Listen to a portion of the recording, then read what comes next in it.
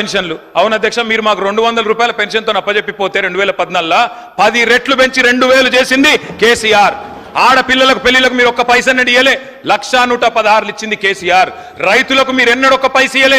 రైతులకు పెట్టుబడి భారతదేశంలో స్వాతంత్రం వచ్చిన తర్వాత మొట్టమొదటిసారి 72,000 కోట్ల రూపాయలు ఇచ్చింది కేసీఆర్. అధ్యక్ష ఏమి చేయలేదని మాట్లాడితే మాకు అవకాశం ఏంటి ఇంకో గంటన్నర చెప్తాం. మంత్రి గారు కాబట్టి వారు ఏమైనా చెప్పొచ్చు అనుకుంటే కుదరదు అధ్యక్ష. వారు అన్నారు ఉద్యోగాలు ఎన్ని ఇచ్చారు. అధ్యక్ష నేను మంత్రి గారికి చెప్తా ఉన్నాయి, నేను వారికి పంపిస్తాను. నాకు తెలుసు మీరు అడుగుతారని. మా ప్రభుత్వం ఉన్నప్పుడు అధ్యక్ష 2,32,000 ఉద్యోగాలకు మేము నోటిఫికేషన్లు ఇచ్చాము. 1,60,083 ఉద్యోగాలు భర్తీ చేసినాము. ఇంకొక 40,000 ఉద్యోగాలు ఈ రోజు మీరేవైతే కాగితాలు ఇచ్చి ఫంక్షన్లు చేసుకుంటున్నారో అవన్నీ గత ప్రభుత్వంలో ఇచ్చినాయే, మీరు ఇచ్చినాయి కాదు. అందుకే నేను అడుగుతున్నా తెలంగాణ యువత పక్షాన, మీరేదైతే మాట చెప్పినరో 2 లక్షల ఉద్యోగాలు ఇస్తామని గత ప్రభుత్వం ఇచ్చిన ఉద్యోగాలు మైనస్ చేసి మందికి పుట్టిన బిడ్డలు మా బిడ్డలు అని చెప్పుకుంటూ కాదు, మీరు ఉద్యోగాలు ఇవ్వండి. 2 లక్షల ఉద్యోగాలు మొదటి సంవత్సరంలో ఇస్తామని చెప్పారు. మంత్రి గారికి నేను పంపుతా ఉన్నా, సీతక్క గారికి మీ ద్వారా దయచేసి ఉద్యోగాల సంఖ్య చూసుకోండి అని చెప్పి కూడా నేను విజ్ఞప్తి చేస్తా ఉన్నా అధ్యక్ష. నేను ఇంకొక మాట కూడా చెప్తా ఉన్నా అధ్యక్ష. చిరుద్యోగుల గురించి వారు మాట్లాడారు అధ్యక్ష. కాంట్రాక్ట్ అవుట్ సోర్సింగ్ ఉద్యోగులకి ప్రభుత్వ ఉద్యోగులతో సరి సమానంగా పిఆర్సీ ఇచ్చిన మొట్టమొదటి ప్రభుత్వం కేసీఆర్ ప్రభుత్వం అధ్యక్ష. తెలుసుకోవాలి వారు అధ్యక్ష. తెలుసుకోకుండా వారు ఇట్లా మాట్లాడడం కరెక్ట్ కాదు. గౌరవ మంత్రి గారిని నేను విజ్ఞప్తి చేస్తా ఉన్నా అధ్యక్ష. మేమేమో సరే మేము చేయలేదన్నారు. మరి నేను అడుగుతా ఉన్నా అధ్యక్ష, మీరేం చేస్తున్నారు? పోస్టులు పెంచమని అడిగితే పోలీస్ జులుం అధ్యక్ష. పోస్ట్ పోన్ చేయమని కోరితే దౌర్జన్యం.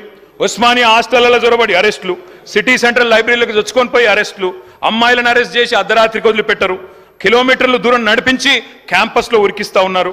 ఇంకా అవమానించే మాటలు అధ్యక్ష. గౌరవ ముఖ్యమంత్రి గారు అంటారు వాయిదా వేయమని అడిగితే గ్రూప్ 2ని కొంతమంది నిరుద్యోగులు సన్నాసులు వాయిదా అంటున్నారు, కోచింగ్ సెంటర్ల కోసం వాళ్ళ డబ్బుల కోసం అడుగుతున్నారన్న భావ్యం అధ్యక్ష.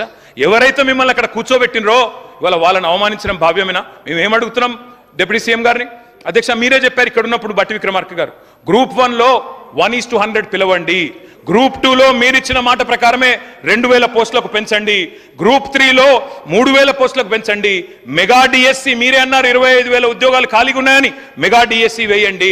మీరే చెప్పారు జీవో 46 ఉద్యోగులకి నిరుద్యోగులకి న్యాయం చేస్తామని. దయచేసి జీవో 46 కూడా సవరించండి తప్పకుండా. మరి మీరు వారికి ఇచ్చిన మాట నిలబెట్టుకోమని మేము కోరుతా ఉన్నాం అధ్యక్ష. నేను ఇంకొక మాట అడుగుతా ఉన్నా అధ్యక్ష.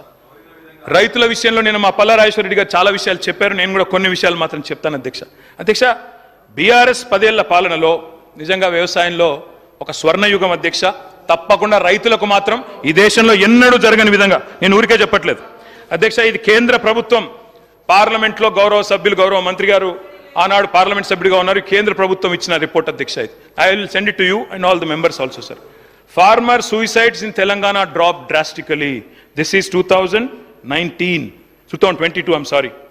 జూలై 28, 2021 చూడండి sir. Times of India, Telangana's farmer suicide rate dips, centre says lowest in the country. భారతదేశంలోనే అత్యల్పంగా రైతుల ఆత్మహత్యలు నమోదవుతున్న రాష్ట్రం ఏది? ఎందుకైంది అధ్యక్ష? ఎందుకు ఆత్మహత్యలు తగ్గినాయి? ఏ కారణం చేత తగ్గినాయి అధ్యక్ష? ఒకటే ఒక కారణం అధ్యక్ష. ఎందుకంటే కేసీఆర్ గారి ప్రభుత్వం వచ్చిన తర్వాత అధ్యక్ష మంత్రులు రన్నింగ్ కామెంటరీ చేయడం సబబు కాదు అధ్యక్ష.